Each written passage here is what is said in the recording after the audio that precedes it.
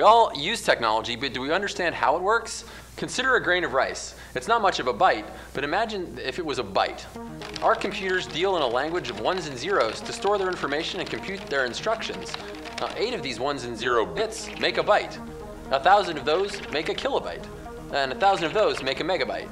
But today we commonly deal in a currency even larger, like gigabytes and terabytes, although we don't even understand how astronomically huge they really are. But consider this, a terabyte of seconds is 32,000 years. We're quickly moving far beyond these scales into even larger ones, like petabytes, just one of which could cover the entire island of Manhattan.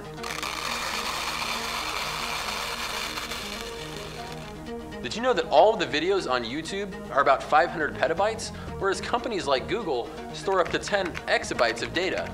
We're saving so much, in fact, that it's becoming a serious challenge to even deal with.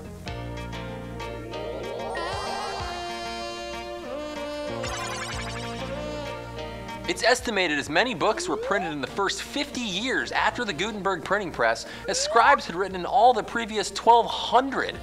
Today, on the other hand, we double our store of information every 2 or 3 years. Well, consider in 2007, all the data we'd ever saved, and I mean everything, was estimated at 300 exabytes. But by 2013, that number had grown to 1,200 exabytes. The total amount of data on Earth since the dawn of civilization quadrupled in just 6 years. This acceleration will no doubt continue to accelerate. The radio telescopes that make up the square kilometer array will generate an exabyte of astronomical data every 4 days. And in several years, we'll probably live in a world that deals with zettabytes, one of which, on our rice scale, would fill the Pacific Ocean. This isn't about Moore's Law, the exponential growth of computing hardware power. It's about data, big data.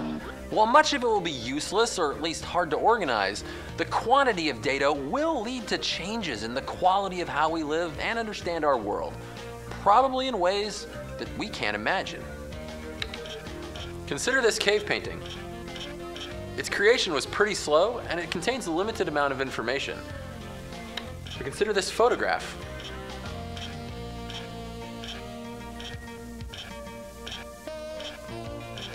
It was faster to make, and it contains much more detail.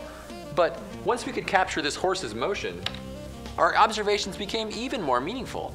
But they also consisted of more data. At first, only 12 or 24 images, but as we increase our resolution, dividing that experience into smaller amounts of time and detail, extracting even more information, suddenly we create a ton of data to deal with. But maybe big data is in our DNA, literally. Sequencing the first human genome, reading just about every letter, roughly cost $3 billion in 2001. Today, the same sequencing only costs about $1,000, cheap enough that it might soon be cheaper to sequence a genome than to store one on a hard drive, tape drive, or magnetic storage device. Beyond the challenges of processing and analyzing all this data, which are huge, we have a more practical problem. Where are we going to keep it all? 100 years from now, it's estimated that we'll be storing 42 yottabytes of data every year. Using technology that companies like the Google use today, we need enough data centers to cover the surface area of 12 Jupiters. But DNA itself might hold the answer. Harvard researchers have been able to write entire books to DNA, and the molecule has the potential to hold petabytes of data, just a few grams of genetic material. That doesn't explain how we'll read it, write it, or even store it. But to deal with the coming data deluge, we will need something new. It might give a whole new definition to saving the world. Stay curious.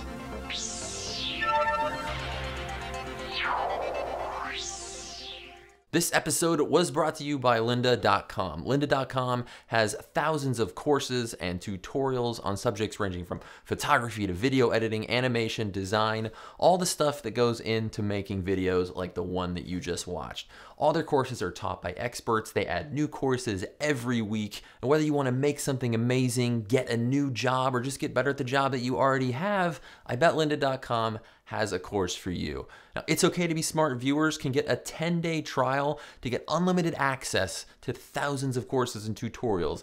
Just click the link down in the description or go to lynda.com/OK. That's LYNDA.com/OK. Be sure to use that URL so they know that we sent you.